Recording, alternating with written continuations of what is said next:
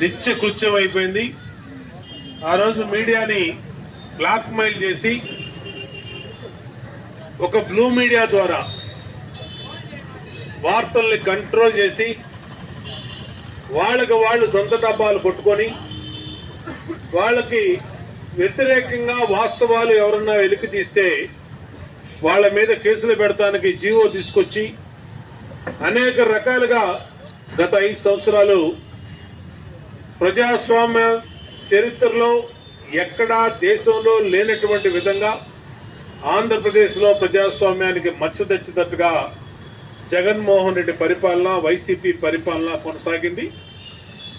Media ఎండీల మీద, చైర్మన్ల మీద కేసులు పెట్టారు, రాకుండా చేశారు ఇక్కడికి. అలాగే వాళ్ళ ఎలక్ట్రానిక్ మీడియా ఛానల్స్ ని డిస్ప్లే కాకుండా చేశారు. అనేక రకాలుగా ఇబ్బంది పెట్టినా మరి పోరాడి ఏటూగా ఉన్నటువంటి విజయసాయి రెడ్డి మాట్లాడిన మాటల్ని తెలుగుదేశం పార్టీ, కూటమి ప్రభుత్వం, జనసేన అందరం కూడా తీవ్రంగా ఖండిస్తా ఉన్నాం. ఇది దుర్మార్గం అని కూడా తెలియజేస్తా ఉన్నాం. విజయసాయి రెడ్డి కూడా హద్దుల్లో మెలగాల్సిన అవసరం ఉంది. అసలు విషయం ఏంటి?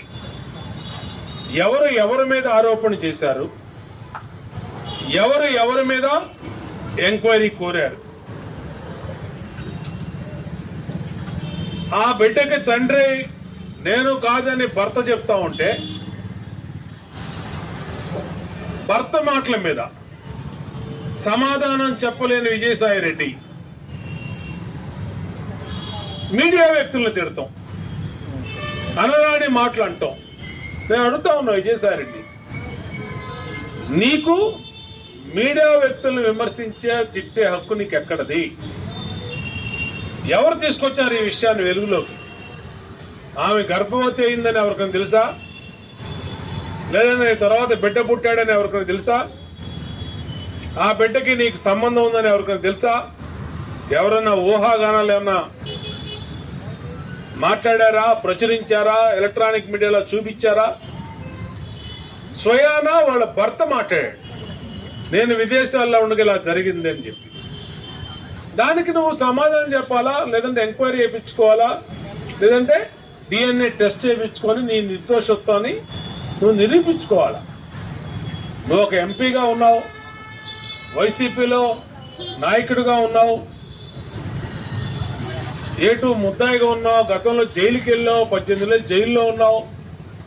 అంటే నువ్వు ఇంకా అధికారంలో ఉన్నట్టు గతంలో మాదిరి మాట్లాడితే కుదరదు.